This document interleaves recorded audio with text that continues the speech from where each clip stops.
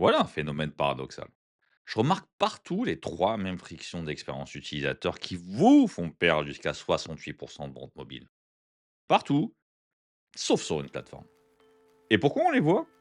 Parce que les stratégies marketing qui paraissaient logiques se transforment en pièges psychologiques pour les clients de votre site. Donc aujourd'hui, on va comprendre pourquoi ces trois frictions tuent vos conversions, pourquoi elles semblaient smart et surtout comment les corriger avec zéro code. Petit bonus Shopify, un PDF pour checker vos réglages avec juste 3 toggles. Allez, on y va. L'utilisateur n'abandonne pas son checkout à cause d'un clic. Non, il l'abandonne à cause d'un doute. Je comprends votre logique. Sincèrement, elle est bonne. Vous vous dites, si j'affiche les frais trop tôt, le client se barre avant même d'avoir vu le produit. Si j'attends la fin du checkout, il s'est peut-être attaché, projeté sur le produit. Quand il voit les frais, il est déjà investi émotionnellement, ça passe. C'est pas idiot, attention, hein. Gardez 50 $ visibles le plus longtemps possible pour ne pas les effrayer. Laissez le client s'attacher, se projeter puis dévoiler 15 $ de frais à la fin, quand la décision est quasi faite. Ça me paraît correct, moi. Vous pensez naturellement que ça augmente les conversions? Sur le papier, oui. Mais en réalité, c'est l'inverse. Il y a un économiste, Daniel Kahneman, prix Nobel d'économie de 2002, mec sérieux quand même, a prouvé un truc qui change tout. La douleur de perdre 15 $ est 2,5 fois plus forte que le plaisir de gagner un produit de 50 $. Ok, petite parenthèse de psychologie. Ça remonte plus ou moins à l'époque des tigres et des mammouths à dents de sabre, ou peut-être l'inverse. Imagine, t'es en moins 100 millions, slip de cuir, basket poilu, et là, tu croises Diego ou Sid. Si t'as un minimum d'instinct de survie, c'est pas dit que t'aies la même réaction. On donne beaucoup plus de place et d'importance aux trucs qui nous collent vraiment les miquettes. Et ça doit complètement changer vos stratégies. Résultat, abandon de panier, il ferme le site. Ciao, bye bye. Pour une chose qui a été cachée 3 secondes de temps.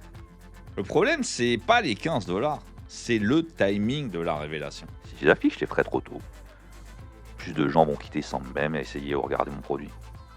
Logiquement, ça fait sens, mais en réalité, c'est tout l'inverse.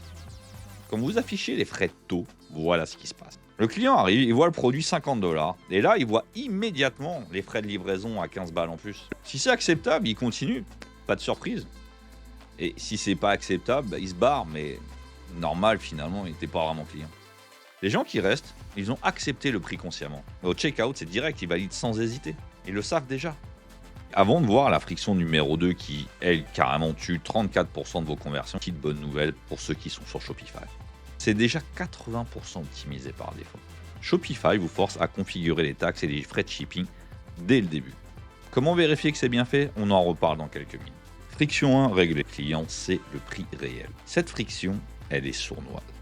Parce que votre intention est encore plus légitime. Construire votre base client. Et ça, malheureusement, le faire de cette manière, ça tue 34% de vos conversions. J'ai besoin de capturer les courriels dès le départ.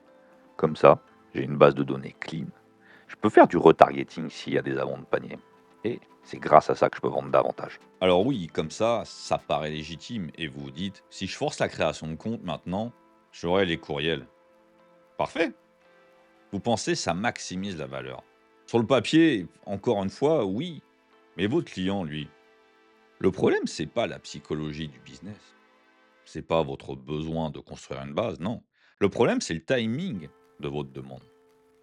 Au moment de payer, l'utilisateur n'a qu'un job en tête, finir vite. Les recherches montrent que le compte obligatoire, c'est l'une des causes majeures d'abandon. Alors que le guest checkout, lui, améliore très nettement la validation et l'achat. Surtout sur mobile. On verra pourquoi. Il faut absolument protéger le focus utilisateur. L'achat. L'inscription, ça sera fait en un clic. Payer d'abord, s'inscrire ensuite. C'est ça l'objectif de l'utilisateur. Vous savez quoi? 34% des abandons additionnels juste parce qu'il y a une étape supplémentaire. Et le pire du pire du pire, vous pensez qu'ils reviennent les gens qui ont créé un compte? Eh ben non, seulement 40% des gens reviennent. Et c'est en aucun cas parce qu'ils ont créé un compte, non, c'est juste parce que vos produits sont sûrement vachement bien, quoi. Vous devez activer le Get Checkout. Laissez les gens acheter sans créer de compte. Sans compte, mais j'aurai pas les courriers pour mon marketing, et ma base de données, et ma rétention. Vous en faites quoi? Vous l'aurez quand même votre courriel quand ils payent. il donne son courriel pour la facture et l'adresse de livraison. Ça, vous l'avez maintenant, c'est fait. 3-5 jours après la livraison, il reçoit votre courriel. Satisfait, crée un compte et tu obtiendras 10% à la prochaine commande. À ce moment-là, il a déjà acheté. Il le sait que vous êtes fiable. Il le sait que vos produits sont qualité. C'est eux qui créent les comptes et qui recommandent après. Créer une base de données qu'avec des leads qualifiés. C'est win-win-win. Vous gagnez la vente immédiate, vous avez une meilleure base client et plus de rétention. Ça fait peut-être un win en trop. Avant de voir la friction qui... Alors, on attaque vraiment le gros morceau. Les formulaires de livraison. C'est ça qui tue 68% des conversions sur mobile. Pourquoi? Parce que c'est un problème qui n'est que très rarement vérifié. Quand on crée son site, majoritairement on le fait sur un ordi, avec un bon écran 27 pouces, 4K et tout. Je sais, on dit toujours mobile first, mais c'est pas évident pour tout le monde de concevoir des sites vraiment adaptés au mobile. Vous checkez un petit peu sur l'écran. Des fois, il y a des choses qui passent à côté, et c'est normal. Mais le formulaire, c'est vraiment le plus important. J'ai besoin d'informations complètes pour livrer correctement. Il me les faut toutes. Le nom, le prénom, l'adresse, etc. L'entreprise, les instructions de livraison. Je veux que ça soit fait nickel. Et c'est normal de réagir comme ça, mais ça fait 18 champs à remplir. Sur le desktop, ça va, ça passe, même si c'est pénible. Mais vous l'avez déjà essayé sur mobile. Pourquoi on dit mobile first? Parce que 70% de vos clients commandent sur mobile. Ah, c'est pas moi qui le dis. Bah si. Et là, qu'est-ce qui se passe? On se retrouve sur un écran de 390 pixels. C'est tout petit. On commence à vouloir taper son nom. Le clavier qui bouffe tout l'écran. On voit plus aucun champ. Une fois qu'on a rempli, on essaye de scroller pour aller sur le suivant. Il y a ça. 20 secondes par champ. C'est délirant. 20 secondes, vous imaginez, x 18. L'utilisateur, il va sur un autre site, quitte à tout recommencer. Mais c'est pas grave, parce que c'est des actions qui sont plus faciles. Là, c'est un calvaire. Il reviendra jamais. Et c'est comme ça qu'on se retrouve avec 68% d'abandon sur mobile si le formulaire est vraiment galère. Mais attendez, il y a encore mieux que 90% des boutiques ignorent. Et c'est ça la vraie solution. L'iPhone permet de l'auto-remplissage natif. On prend le premier champ, on clique sur le nom, ça remplit tout en vrai. Ça prend 20 secondes, c'est réglé, pas une faute, c'est nickel. Mais ça marche uniquement si vous avez réglé deux choses. Le Google Adresse Autocomplete qui soit activé et les bons noms HTML pour les champs. On va pas rentrer dans les détails, mais dites-vous que de toute façon sur Shopify, c'est fait automatiquement, c'est natif, c'est réglé, on n'en parle plus. Mais ici, on est sympa.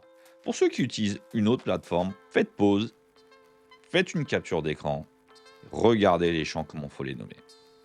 Vous trouverez plein de tutoriels sur Internet pour pouvoir paramétrer vos plugins, mais il faut vraiment que ça soit écrit comme ça. Et là, 35% de complétion de checkout juste avec ça.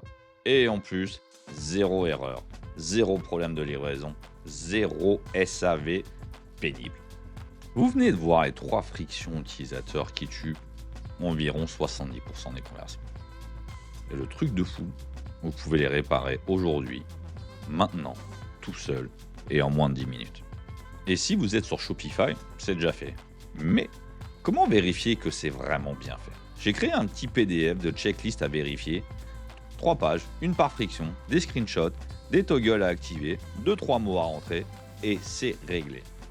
Et si tout est bon pour vous, l'expérience d'achat pour vos utilisateurs est 90% optimisée. Et si ce petit guide vous a servi, abonnez-vous, mettez un like. Dans la prochaine vidéo, on verra les 2 dernières frictions cachées qui tuent encore 40% des conversions. Même si vous avez corrigé les 3 premières. Et si vous voulez discuter de vos problèmes d'expérience utilisateur, je réponds direct. Et à bientôt!